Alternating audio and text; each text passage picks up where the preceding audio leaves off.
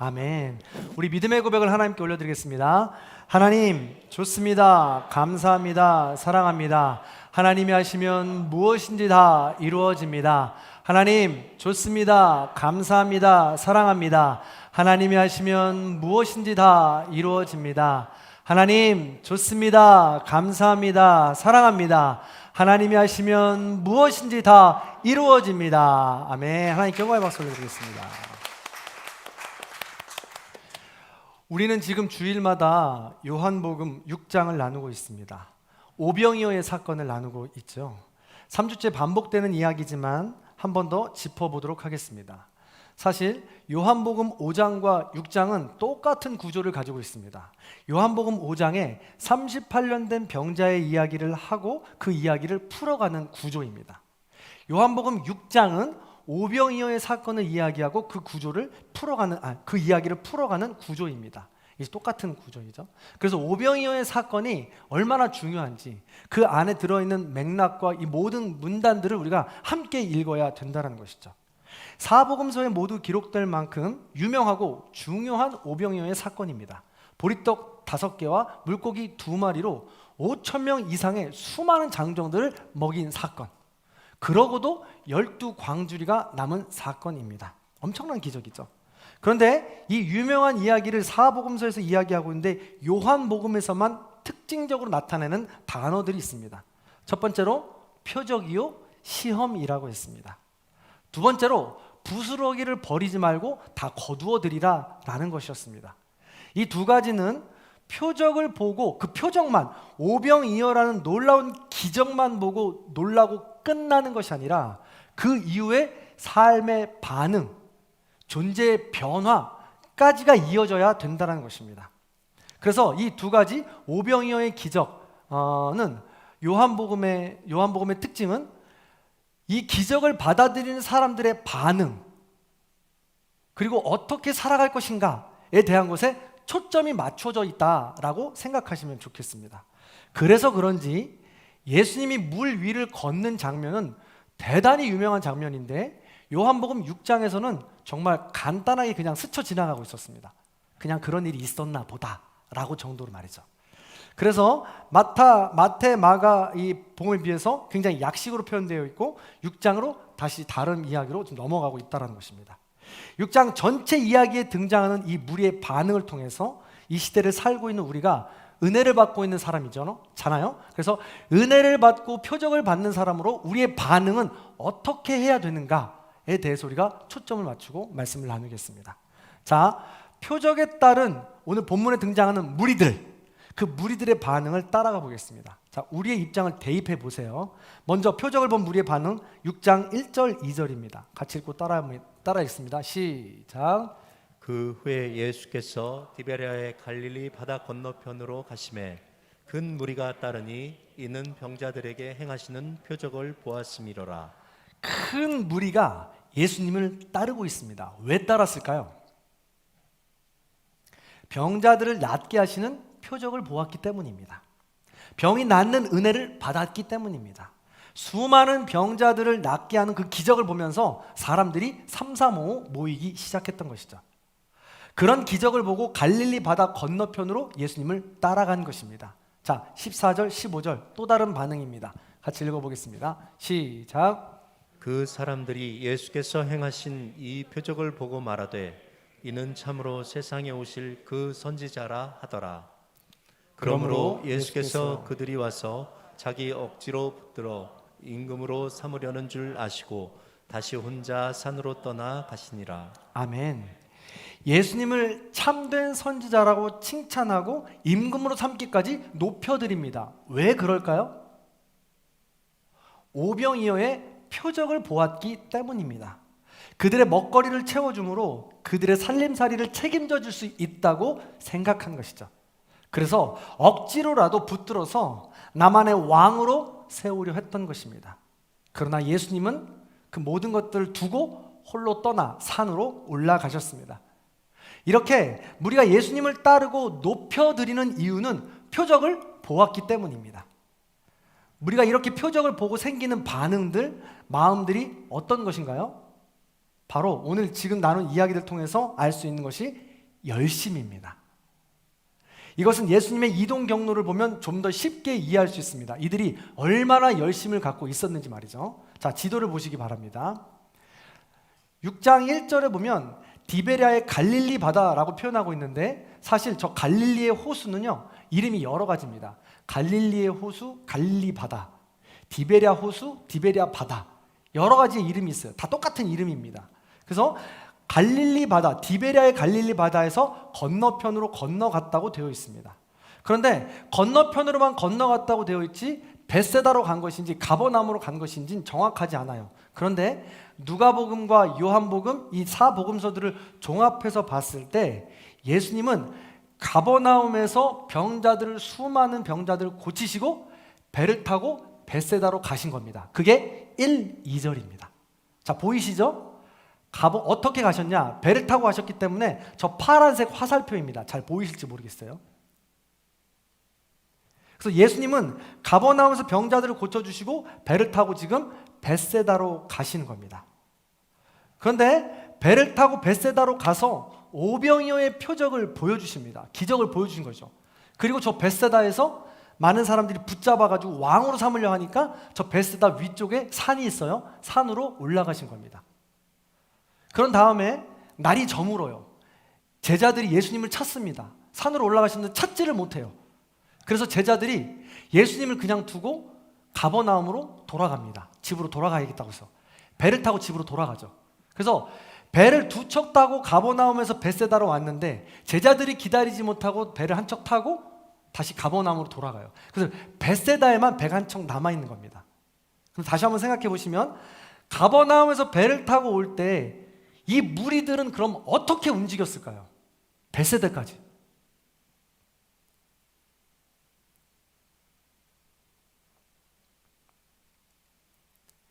예수님이 배를 타고 가잖아요. 그러면 이 무리들은 가버나움에서 해안선을 따라 벳세다까지 걸어간 거예요. 바다로 배가 움직이는 것을 보면서 바다를 따라간 거죠. 해안선 끝까지. 이 거리가 6.4km입니다. 여러분, 6.4km는 걸어가기엔, 그리고 큰 무리들이 가기에는 짧은 거리가 아닙니다. 물론 뭐 자전거를 타거나 뛰거나 이러면 그냥 갈 수도 있는 거리가 될지도 모르겠습니다만 짧은 거리는 아니라는 거죠.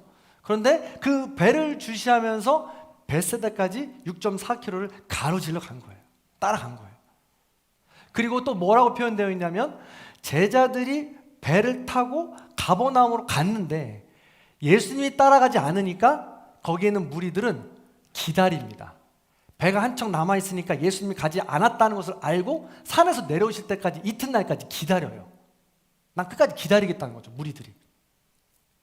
그런데 그 사이에 예수님은 바다를 통해서 가버나움으로 기적을 통해 걸어가십니다. 그러니까 이 무리들은 지금 예수님이 아직 산에 있는 줄만 아는 거죠. 오직 제자들만 물을 통해서 가버나움에 이미 예수님이 간 줄로 알고 있는 것입니다. 그래서 그 제자들이 이튿날까지도 기다립니다. 거기에 모인 사람들은 사실 부자들이 아닙니다. 하루 벌어 하루 먹고 사는 사람들입니다. 그럼에도 불구하고 오병이어의 표적과 병 낫는 표적을 보고 예수님을 따라서 이튿날까지 생계를 포기하고 예수님을 기다렸다는 것이죠. 그만큼 은혜를 받고 표적을 받은 사람들이 첫 번째 보이는 반응은 바로 열심입니다. 내가 은혜를 받았으니까, 받은 표적이 있으니까 열심을 내어서 내가 예수님을 따라야지 한다는 것입니다. 그런데 그렇게 한참을 기다려도 예수님이 오시지 않습니다. 제자도 없는 것을 알아냈습니다. 그러자 디베랴, 저 밑에 디베랴에서 다시 벳세다로 배가 오는 게 있거든요. 마치 우리의 마을버스처럼 배가 왔다 갔다 하는 배가 있었습니다. 그래서 그 배를 타고 가버나움으로 넘어간 것입니다. 자, 24절입니다. 그렇게 기록되어 있어요. 같이 한번 읽어보겠습니다. 시작. 무리가 거기에 예수도 안 계시고 제자들도 없음을 보고 곧 배들을 타고 예수를 찾으러 가버나움으로 가서. 아멘. 그렇습니다. 이처럼 표적을 받고 은혜를 받은 사람들이 은혜를 받았기 때문에 열심을 내는 거예요. 끝까지 찾아가는 겁니다. 우리도 그렇습니다. 처음 은혜를 받으면 신앙생활에 열심이 생깁니다. 새벽기도, 성경 읽기, 각종 봉사 참여, 주일 성수 참 열심히 합니다. 먼 거리도 마다하지 않습니다. 시간을 내는 것도 마다하지 않아요. 물질을 손해보아도 좋을 정도로 열심히 합니다. 좋습니다. 필요합니다. 제가 지금 말씀드린 이것이 절대 필요하지 않다라는 것이 아닙니다. 반드시 있어야 되는 것들입니다. 그러나 이것이 주가 되면 문제가 된다는 것이죠. 그러나 그 열심이 과연 누구를 위한 것인지 본심을 더 확인해 보아야 된다는 것입니다. 점검해 보아야 된다는 것이죠. 어떻게 점검할 수 있을까요? 무리의 반응을 보면 알 수 있습니다. 그렇게 예수님을 찾아 헤매다가 가버나움으로 왔더니 그제서 예수님이 있습니다. 그렇게 찾던 예수님이 가버나움에 있는 거예요. 그러니까 그들이 예수님을 보자마자 보인 반응입니다. 열심, 그 다음 두 번째 반응이죠. 자, 25절을 같이 한번 읽어보겠습니다. 읽습니다. 시작. 가다 건너편에서 만나 라비여 언제 여기 오셨나이까 하니. 아멘. 라비여 언제 여기 오셨나이까. 그 서목사님 하는 대로 딱 멋있게 하면 좋겠는데 그게 안 돼요. 자, 라비여 언제 여기에 오셨나이까 라고 정중하게 이야기한 표현이 아닙니다. 무리들은 지금 굉장히 화가 나 있는 거예요. 라비여 선생님 어떻게 여기 와 계십니까? 내가 얼마나 찾았는데. 이런 거죠. 굉장히 분노에 찬 목소리로 이 문장을 읽어낼 수 있다는 것이죠. 만나자마자 인사도 없습니다. 자기들 하고 싶은 얘기만 털어놓습니다. 도대체 언제 우리에게 설명도 없이 왔습니까? 도대체 왜 왕으로 세워주겠다는데도 저희를 피하십니까? 이처럼 무리의 반응은 분노입니다. 누가 언제 왕으로 세워달라고 했습니까? 그들이 억지로 세운 것입니다. 설령 100번 양보해서 왕으로 세워진다고 합시다. 그럼 종이요 신하면 겸손하게 100% 순종해야 하는 거 아닙니까? 그런데 왜 화를 냅니까? 왕이 자기 입맛에 맞게 자신의 탐욕을 채워줄 왕이 되어야 한다고 정해놓은 것이죠. 그런데 그 왕이, 내가 내 뜻대로 세워놓은 왕이 내 뜻대로 움직이지 않으니까 화가 난 것입니다. 표적은 은혜입니다. 은혜는 주는 사람의 주권입니다. 줄 수도 있고 주지 않을 수도 있는 것이 은혜요. 은혜는 주인의 권리라는 것이죠. 그러므로 표적을 따라와서 표적을 주신 분을 정말 왕으로 생각한다면 감사하고 겸손하게 섬기는 것이 맞습니다. 주셔도 감사요, 주지 않으셔도 감사합니다 라고 반응을 해야 되는 것이 마땅하지 않습니까? 우리도 마찬가지입니다. 우리도 표적을 받습니다. 은혜를 받습니다. 그럼 나 중심의 생각으로 열심을 가지고 기도를 합니다. 열심을 가지고 교회를 옵니다. 열심을 가지고 봉사를 합니다. 그러다가 모든 것이 내 뜻대로 진행이 되지 않으면 화가 납니다. 분노가 치밀어 오르죠. 내가 그렇게 열심히 기도하는데 내 뜻대로 응답이 안 되면 분노가 차오르고 좌절하고 절망하는 겁니다. 그리고 급기야 하나님을 떠나기도 한다는 것이죠. 하나님, 내가 이렇게까지 기도하는데 왜 병이 안 낫습니까? 하나님, 내가 이렇게까지 기도하는데 그 아파트 왜 내게 안 주십니까? 하나님, 내가 이렇게까지 기도하는데 그거 시험 나 왜 합격 못합니까? 이렇게 분노에 차오른다는 것이죠. 그리고 급기 하나님을 떠난다는 것이에요. 이렇게 분노한 무리들에게 예수님은 정곡을 찌르십니다. 자, 26절 말씀입니다. 같이 읽어봅니다. 이 정곡은 우리에게도 하시는 말씀이에요. 들어보겠습니다. 시작. 너희가 나를 찾는 것은 표적을 본 까닭이 아니요 떡을 먹고 배부른 까닭이로다. 아멘. 조금 이상합니다. 분명히 표적, 즉 은혜를 받고 예수님을 따라왔습니다. 지금까지. 다시 살펴보면 2절에 병을 낳은 표적을 보고 베세다까지 간 거예요. 베세다에서 오병이어의 표적을 보고 가버나움까지 간 겁니다. 표적을 따라간 거죠. 먼 길을 간 겁니다. 지금 여기 나온 무리들은 생생한 표적을 보고 경험한 사람들입니다. 그런데 왜 예수님은 그들이 표적을 보지 않았다고 말씀할까요? 이게 무슨 뜻일까요?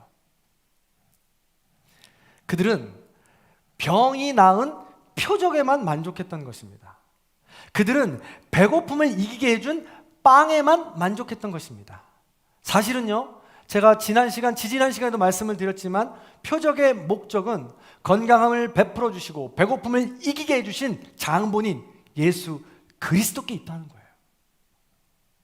그분의 은혜인데 그것보다 먼저 자기 욕심이 채워지길 원했던 것입니다. 그래서 그들은 표적을 보았지만 보지 못했던 것이죠.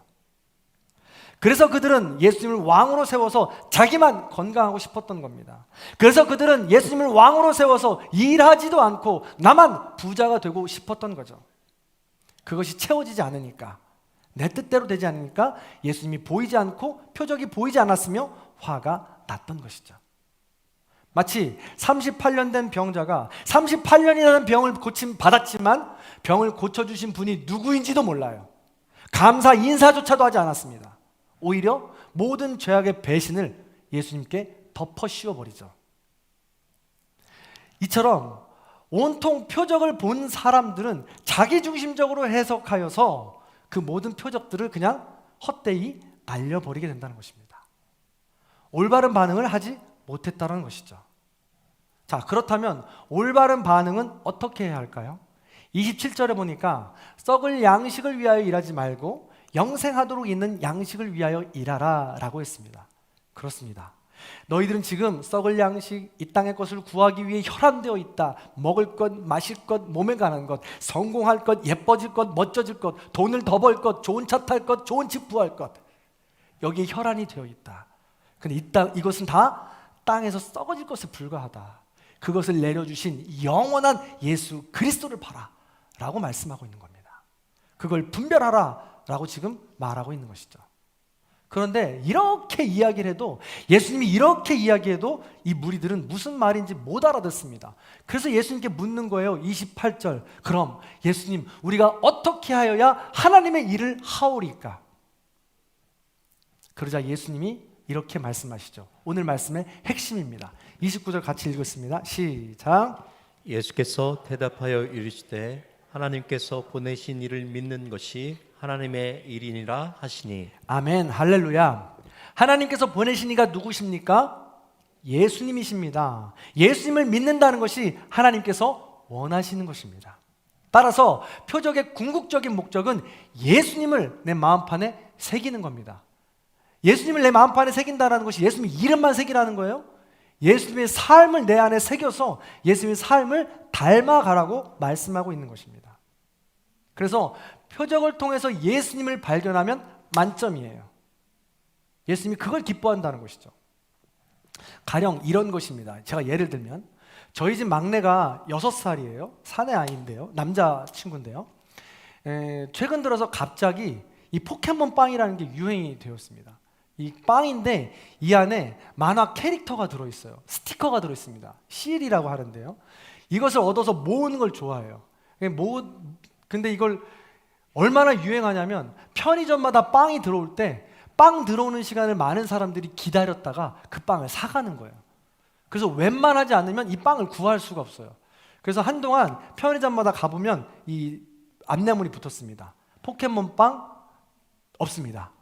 다른 데 가보세요. 막 이렇게 써 있었어요. 근데 제가 우연히 이 빵을 구하게 된 거예요. 빵을 구하게 돼서 이 아이에게 선물해 준 거죠. 그랬더니 그냥 난리가 났습니다. 아빠 최고라고, 좋다고. 근데 빵 쳐다보고 빵 뜯고 빵은 버리고 이 스티커 찾아가지고 이제 계속 보고 쳐다보고 그리고 또 자기 나름대로 만들고 하는 거예요. 좋다고 말이죠. 이 빵과 닮은 것이 쿠키런이라는 게 있는데 그 빵도 유사한 제품이에요. 그래서 그 선물해주면 그렇게 좋아해요. 근데 어느 날 제가 이 빵을 선물해서 그렇게 좋아하는 아이를 보고 있는데 한참은 있다가 나중에 제 옆으로 살짝 와서 이렇게 이야기해요. 아주 조용히, 아빠, 역시 아빠가 최고야. 이 빵을 사줄 수 있는 사람은 아빠밖에 없어. 아빠 사랑해. 제가 어떻겠습니까? 마음이 녹는 거죠. 그냥 간단한 이야기지만 바로 이런 거예요. 제가 빵이라는 은혜를 우리 아이에게 베풀어 줬잖아요. 그러면 이 아이는 빵을 보고 기뻐하는 모습을만 봐도 저는 기뻐요. 아빠로서. 그러나 더 나아가서 이 빵을 준 아빠를 기억하고 감사한다는 거. 그 표적을 보고 그 표적을 주신 주인에게 감사한다는 거. 그리고 그 주인에게 감사할 때 더 많은 것들이 나오는 게 있구나. 조그맣게서 많은 게 나오는 거구나 라는 것을 깨닫는 거. 그것이 바로 표적의 목적이라는 거예요. 그래서 표적의 목적, 은혜는 그 하나님을 볼 수 있어야 된다는 것이죠. 그래서 표적, 은혜를 주시는 목적은 주시는 분을 알아가라는 것입니다. 자, 그렇다면 예수님을 믿는다라고 했는데 믿는다는 건 무엇일까요, 그럼? 예수님을 믿는다는 것은 많은 분이 믿음이란 인지적이라고 생각해요. 그래서 입으로 그리고 내 마음으로 믿으면 끝났다고 생각합니다. 그러나 성경에서 말하는 믿음은 더 포괄적입니다. 구약에서 말하는 믿음은 히브리어로 에무나라고 합니다. 하박국 2장 4절에 보면 의인은 믿음으로 살리라 라고 표현되어 있죠. 바로 여기에 쓰인 단어입니다. 신약에서는 피스티스라고 사용되고요. 뜻은 신실하다, 충성되다, 한결같다 라는 뜻입니다. 다시 말해서 예수님을 믿는다라는 것은 신실하게, 충성되게, 한결같이 예수님을 닮아간다라는 거예요. 예수님을 내 마음속에 새겨가면서 나도 모르게 내 삶 속에서 예수님이 드러나게 된다라는 것입니다. 이게 바로 피스티스예요. 에무나입니다. 구약에서는 아브라함이 대표적인 인물이고 신약에서는 또 여러 인물들이 있지만 바울이 대표적인 인물입니다. 신약에서 바울은 다메섹 도상에서 예수님을 만나서 한 번에 큰 은혜를 받습니다. 구원을 받는 거죠. 그 이후에 자신은 늘 쓸모없는 존재, 연약한 존재, 부족한 존재라고 이야기하면서 예수님을 끝까지 닮아가야 된다고, 본을 받아야 된다고 죽을 때까지 그렇게 외치며 살았던 것이 바로 바울입니다. 단번에 되는 것이 아니라는 것이죠. 사랑하는 성도 여러분, 그렇습니다. 말씀을 한번 정리해 보도록 하겠습니다. 우리의 삶은 표적으로 가득 차 있습니다. 오병이어와 같은 완전하고 완벽한 은혜도 있고요. 부스러기와 같은 소소하고 일상의 은혜도 있습니다. 우리는 그것에 반응하면서 하루하루를 채워가는 것입니다.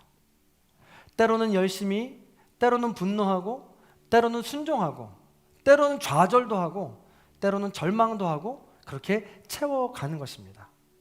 그 가운데 우리가 절대 잊지 말아야 할 것은 그 표적이, 은혜의 목적이 바로 예수 그리스도라는 사실입니다. 그래야 우리는 어떠한 시련과 역경에도 지치지 않을 수 있어요. 표적을 보여주시는 이유는 예수님께서 우리를 물가로 인도하시는 거예요. 그리고 물고기를 잡는 방법을 알려주시는 겁니다. 그런데 아무것도 하지 않고 물고기를 계속 입에서 떠먹여주리라고 기다린다면 그 표적은 나에게 독이 됩니다. 성숙하고 성장할 수 있는 길까지 가지 못한다는 것이죠. 생각해 보세요. 여러분이 인생 가운데 내가 죽을 만큼 힘들었던 적이 있지 않습니까? 여러분 인생 가운데 집 밖을 나갈 수도 없을 만큼 가난했던 적, 사업이 무너졌던 적 있지 않습니까? 어떻게 해도 되지 않는 이 관계, 자녀들 문제, 사업의 관계들 문제 있지 않습니까? 그런 모든 시험 과정 가운데 하나님께서는 표적을 보여주기 원하시고 믿음으로 나아가기를 원하세요. 그 안에 예수 그리스도를 발견하면서 말이죠. 그래서 하나님의 섭리인 겁니다. 표적, 믿음, 시험. 표적, 시험, 믿음. 이것이 계속 반복되면서 말이죠. 제가 언젠간 해드린 이야기인데 들으신 분도 있을지 모르겠는데요. 제가 고등학교 1학년 때 일입니다. 제가 중학교 때부터 같이 너무 좋아하던 제 우상 선배, 3년 선배가 있어요.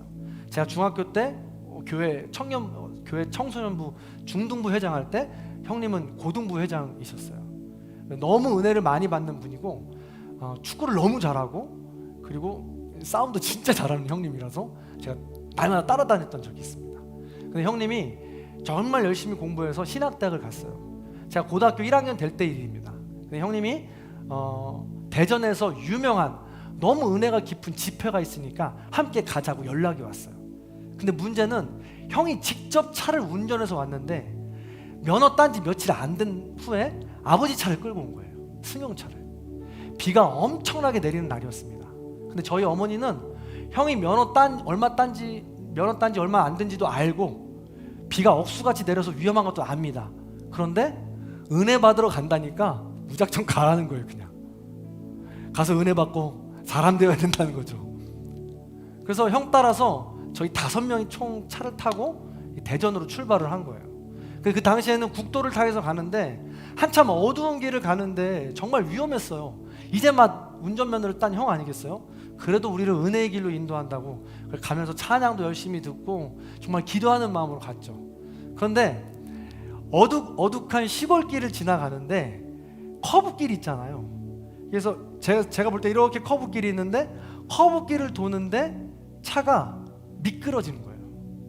미끄러지면서 정확히 3바퀴 반을 돌아요. 반을 도는데 저건 지금까지도 잊혀지지 않는 게 돌면서 마치 영화처럼 슬로비디처럼 주의 이런 거죠. 저 아직도 기억이 나요. 우리 5명 모두가 다 그렇게 주여 하면서 이렇게 3바퀴를 돌았던 기억이 납니다. 만약에 그냥 그 길이 아무것도 없는 그냥 캄캄한 길로 계속 갔더라면 우리는 어떻게 됐을지 모르겠어요. 그런데 기가 막히게 그렇게 커브를 도는 과정 가운데 거기 주유소가 있는 거예요. 그래서 저희가 3바퀴 반을 돌면서 주유소에 정확하게 탁 안착을 했다는 거 아니겠습니까? 그래서 저희 5은 그때 일을 아직도 기억하면서 하나님께서 주신 생명이다 라고 생각해요. 하나님께서 보여주신 표적이다 라고 생각합니다. 그래서 이래봬도 저는요 하나님께서 살려주신 사람이에요. 그래서 저는 이 은혜를 기억하면서 어디를 가도 이 은혜를 기억하며 기죽지 않아야 돼요. 왜? 어떠한 시험과 역경이 닥쳐온다 할지라도 나는 하나님이 살려주신 사람이에요. 어떠한 고난과 역경이 내 앞에 있어도 내가 해결하지 못할 것 같아도 나는 기도하는 겁니다. 나 하나님이 살려주신 사람이잖아. 그러니까 저 문제도 하나님께서 해결해 주실 거야. 또 다른 표적으로 나를 인도해 주실 거야 라면서 기도하는 것이죠. 그렇습니다. 저뿐만이 아니라 여러분에게도 이런 표적들이 하나씩은 다 있으실 겁니다. 우리가 사실은 이런 표현이 어쩔지 모르겠지만 죽어도 벌써 죽었을지 모르는 그런 존재들입니다. 그러나 하나님께서 지금까지 살려주신 거예요. 그래서 아내를 만난 거고, 그래서 자녀를 만난 거고, 우리 가족을 통해서 여러분들을 만나게 되는 겁니다. 우리의 만남은 그래서 하나도 허튼 만남이 없는 거예요. 하나님께서 분명히 보내주시고 만날 만한 이유가 있고 여기서 해결해야 될 일이 있기 때문에 우리를 만나게 하신 겁니다. 여기서 주실 또 다른 표적이 있기 때문에 말이죠. 그래서 우리는 요한복음 오병이어 이 기적을 보면서 다시 한 번 더 일어나는 거예요. 표적, 믿음, 아니 표적, 시험, 믿음. 이 고리를 생각하면서 포기하지 않고 다시 일어나는 거죠. 이런 것을 하나님의 섭리라고 합니다. 이것을 반복하면서 우리는 예수 그리스도의 장성한 분량으로 성숙하는 겁니다.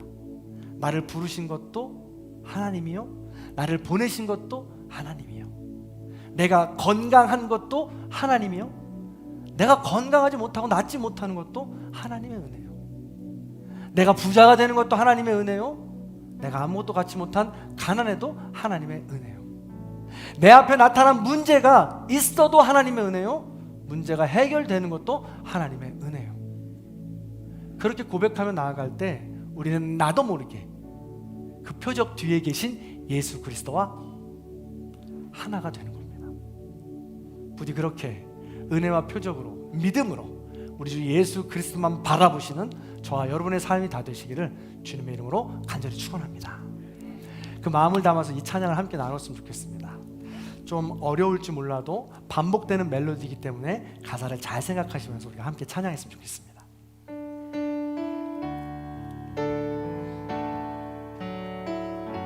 고단한 인생길, 힘겨운 오늘도 예수님만 내 마음 아십니다. 그 믿음으로 나아갑니다. 고단한 인생길, 힘겨운 오늘도 예수 내 마음 아시네. 지나간 아픔도 마주할 세상도 예수 내 마음 아시네. 하루를 살아도 기쁨으로 가리 예수 늘 함께 하시네. 후회도 염려도 온전히 맡기리 예수 늘 좀 함께 익숙해지셨죠? 하시네. 처음부터 다시 한번 찬양해 봅니다. 고단한 인생길, 고단한 인생길 힘겨운 오늘도 예수 내 마음 아시네. 지나간 아픔도 마주할 세상도 예수 내 마음 아시네. 하루를 살아도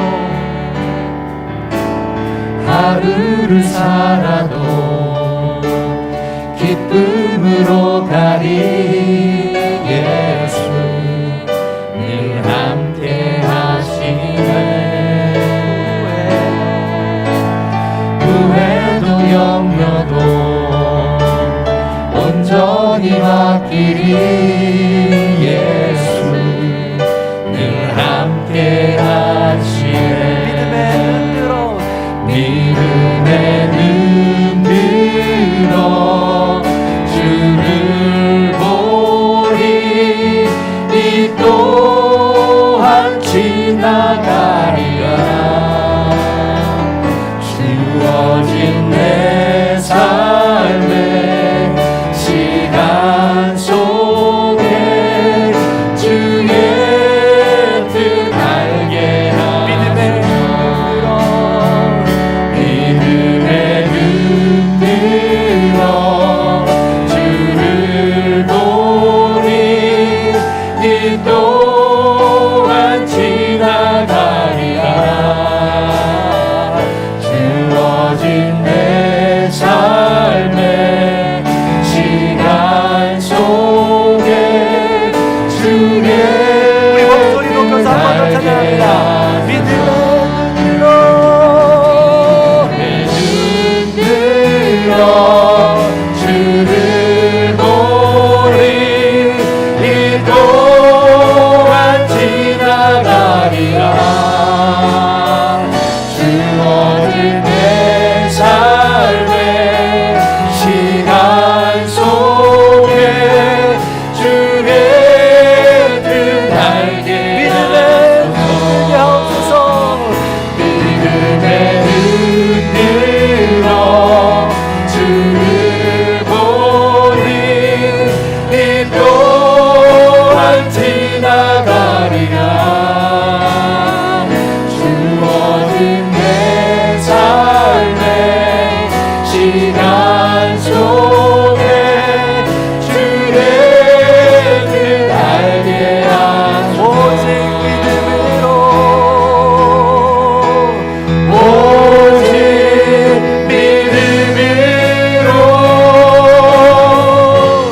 믿음으로 내가 살리라. 오직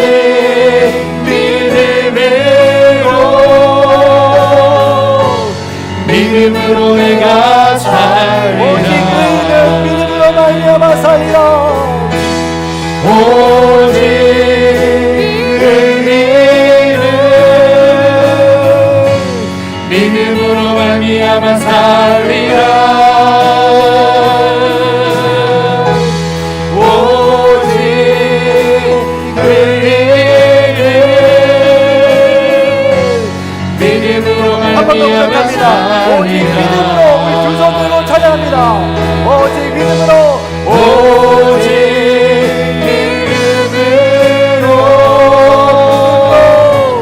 믿음으로 내가 살리라. 오직 믿음으로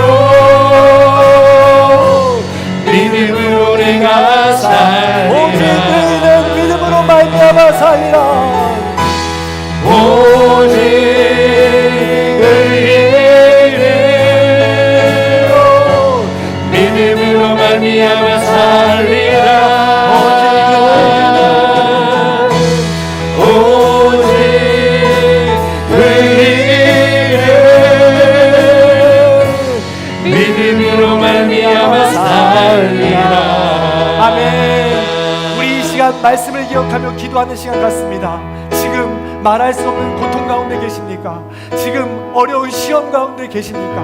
하나님께서 표적의 자리에 우리를 부르실 때입니다. 이럴 때 필요한 것이 바로 믿음입니다. 하나님의 섭리 가운데 믿음으로 한 걸음 내딛게 하여 주시옵소서.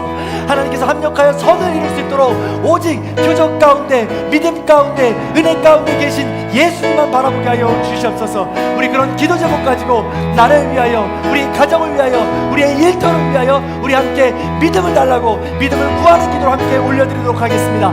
이 시간 다 함께 합심하여 기도하겠습니다. 할렐루야. 사랑과 은혜가 충만하신 하나님 감사합니다. 우리의 삶 가운데, 어려움 가운데, 고난과 역경 가운데 있다 할지라도 하나님께 엎드려 기도할 수 있도록 인도해 주시고 진심으로 감사를 드립니다.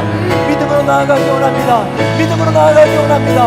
아버지, 어떤 표적 가운데도 아버지 하나님 먼저 바라볼 수 있도록 인도해 주시고 우리의 삶의 주인이신, 우리의 삶의 중심 되신 예수 그리스도 바라보는 삶이 될 수 있도록 인도하여 주시옵소서. 아버지, 모든 성도님들 지금도 어렵고 힘든 시간들을 보내고 있습니다. 믿음의 눈을 들게 하여 주시옵소서. 지금도 어렵고 있는 모든 순간 속에서 하나님의 은혜를 위대할 수 있도록 인도해 주옵시고 우리의 어떤 가운데, 아버지 복수 가운데 우리를 인도하여 주시는 그 예수 그리스도 바라볼 수 있는 삶이 될 수 있도록 인도하여 주시옵소서. 외롭습니다. 무섭습니다. 그 모든 것들을 바라볼 수 없습니다. 힘듭니다. 바로 그럴 때마다 두려움을 말하지 않도록 하시고 두려워하지 말라, 놀라지 말라, 내가 너와 함께합니다. 내가 너의 하나님의 님이라 말씀할 수 있사옵나니 그 약속의 말씀을 붙잡고 일어나 걸어갈 수 있도록 인도하여 주시옵소서. 주어진 내 삶에서 예수 그리스도를 드러낼 때에 하나님의 또 다른 표적의 은혜와 더 강한 믿음으로 허락할 수 있습니다. 그 길을 걸어갈 수 있도록 인도하여 주시옵소서. 사랑이 많으신 하나님 감사합니다. 지금 우리 모든 성도님들 어렵고 힘든 가운데 있지만 포기하지 아니하고 지금까지 보여주셨던 표적과 은혜를 기억하며 다시 한번 주님의 손을 잡기 원합니다. 어려운 시험 가운데, 고난 가운데, 역경 가운데 오직 그 너머에 계신 예수 그리스도를 발견하고 믿음으로 일어나 걸어갈 수 있도록 인도하여 주시옵소서. 내 앞에 펼쳐진 문제가 도저히 내 힘으로 해결되지 않습니다. 하나님께서 도와주시지 않으면, 주님께서 표적으로 은혜로 우리에게 함께해 주시지 않으면, 주님께서 내 삶의 주인이 되어주시지 않는다면 그 모든 문제들 앞에 무너질 수밖에 없습니다. 주님, 우리의 속마음을, 내 안에 내 자신을 조금 더 주님 앞에 내어놓게 하시고 더 정확하고 분별하여서 내 자신만을 하나님께 드릴 수 있는 삶이 될 수 있도록 인도하여 주시옵소서. 문제에 얽매이지 않게 해 주옵시고 이 문제를 통하여 예수 그리스도를 더 깊이 만나고 나의 주인으로 고백할 수 있는 계기가 될 수 있도록 인도하여 주시옵소서. 하나님, 한 주간의 삶을 또다시 시작하고 2022년도 8월을 시작하면서 하반기를 시작합니다. 우리 모든 성도님들 삶 가운데 표적과 은혜와 시험과 믿음의 이 모든 섭리가 주의 은총 가운데 풍성하게 이루어질 수 있도록 인도하여 주시옵소서. 지금은 우리 주 예수 그리스도의 은혜와 하나님 아버지의 극진하신 사랑과 성령님의 감화 감동 교통하심의 역사가 표적과 은혜 너머에 계신 예수 그리스도를 보고 믿음으로 다시 일어나기를 결단하고 소원하는 우리 모든 성도님들 머리 위에, 원근 각처에 터져 있는 자녀들과 부모님들 위에, 우리의 다음 세대들과 이제 곧 청년부 캠프를 준비하고 있는 모든 이들 위에, 이 나라 이 민족 위에 이제로부터 영원토록 함께 하시기를 간절히 축원하옵나이다. 아멘.